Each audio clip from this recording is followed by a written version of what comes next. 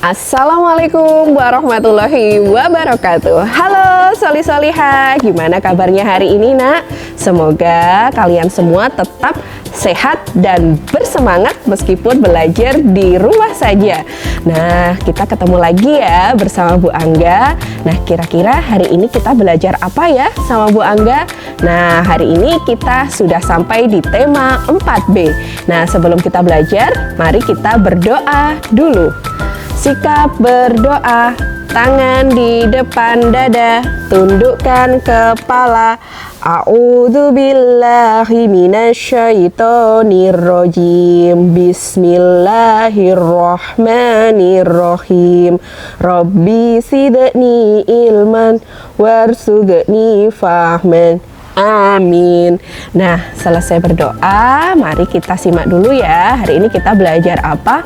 Oh iya, di sebelah Bu Angga ada kotak kemasan lampu. Nah, kira-kira Soli-Solihah sudah pernah lihat belum kotak kemasan lampu di rumah? Nah, pasti kalian semua punya ya di rumah. Nah, kira-kira Soli-Solihah sudah pernah belum? Caranya gimana memasang lampu dan menggunakan lampu di rumah? Nah, ternyata lampu itu adalah salah satu sumber energi.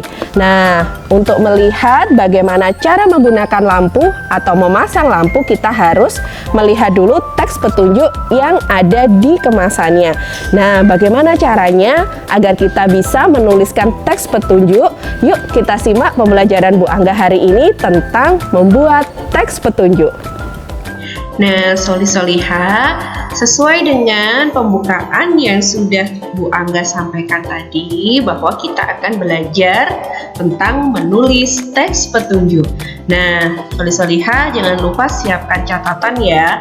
Kalau ada hal penting silahkan dicatat. Nah, sebelum kita belajar tentang menulis teks petunjuk, kita pelajari dulu ya, apa sih itu teks petunjuk? Bagaimana ciri-ciri teks petunjuk? Lalu yang berikutnya adalah cara menyusun teks petunjuk. Apa sih itu teks petunjuk?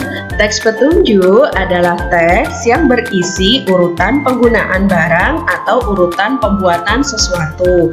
Teks petunjuk ini biasanya tercantum pada kemasan barang atau juga bisa tercantum pada brosur yang ada di dalam kemasan barang.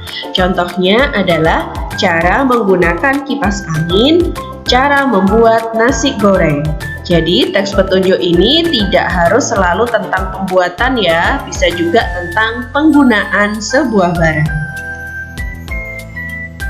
Nah, bagaimana sih ciri-cirinya teks petunjuk? Nah, ciri yang pertama menggunakan kalimat perintah halus dan tidak menggunakan tanda seru di akhir kalimat. Contoh dari kalimat perintah halus bisa dilihat ya. Ambillah remote, diakhiri dengan tanda titik. Nah, untuk kalimat perintah kasar, contohnya adalah panaskan 3 gelas air dengan memakai akhiran tanda seru. Ketika Soli-Solihah menuliskan kalimat petunjuk, yang perlu diingat harus menggunakan kalimat perintah halus, yaitu dengan berakhiran titik. Jadi meskipun kalimatnya berisi perintah, akhirannya bukan tanda seru ya, melainkan titik.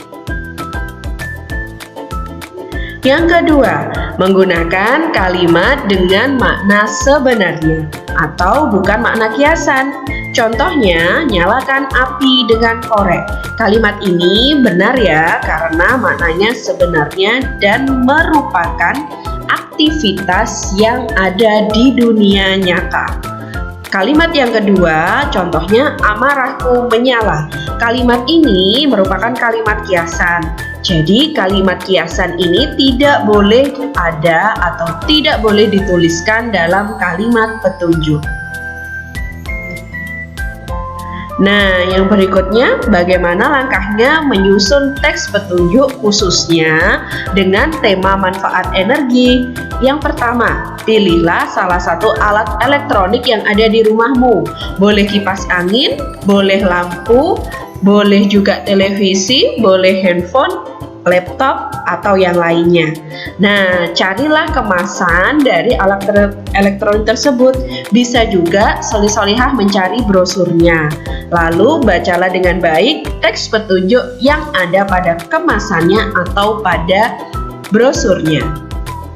Kemudian solih-solihah menulis ulang teks petunjuk penggunaan alat elektronik tersebut dengan menggunakan bahasamu sendiri ya.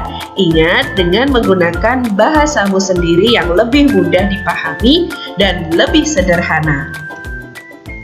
Nah, ini dia Bu Angga berikan contoh teks petunjuk penggunaan alat sumber energi. Di sini Bu Angga memberikan contoh teks petunjuk penggunaan kipas meja. Nah, teks petunjuk ini terdapat pada brosur. Nah, brosur ini biasanya terdapat di dalam kemasan alat elektronik. Nah, agar semakin mantap, mari kita solih-solihah berlatih menyusun teks petunjuk. Solih-solihah mencari satu saja alat elektronik yang ada di rumah ya. Boleh laptop, boleh komputer, boleh juga televisi, radio, bebas ya. Yang penting ada di dalam sekitar rumah. Kemudian buatlah petunjuk penggunaannya dengan menggunakan bahasamu sendiri ya. Ingat, dengan menggunakan bahasa solih-solihah sendiri yang lebih sederhana dan juga lebih mudah dipahami.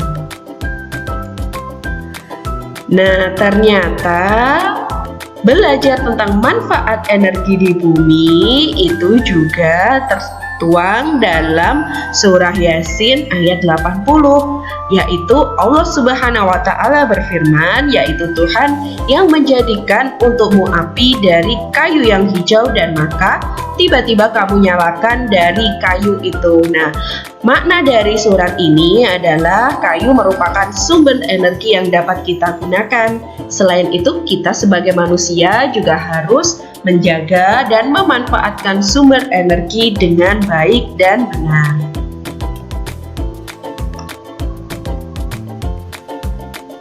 Nah, demikian materi dari Bu Angga tentang menyusun teks petunjuk. Jangan lupa ya, solih-solihah dikerjakan tugasnya.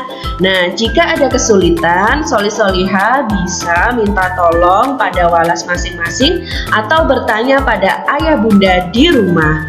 Nah, untuk pengumpulan tugasnya, solih-solihah menunggu pengumuman dari walas masing-masing ya. Selalu bersemangat untuk belajar dan mengerjakan tugas di rumah solih-solihah. Jangan lupa jaga kesehatan dan juga rajin mencuci tangan. Akhir kata, wassalamualaikum warahmatullahi wabarakatuh. Sampai jumpa di pelajaran berikutnya.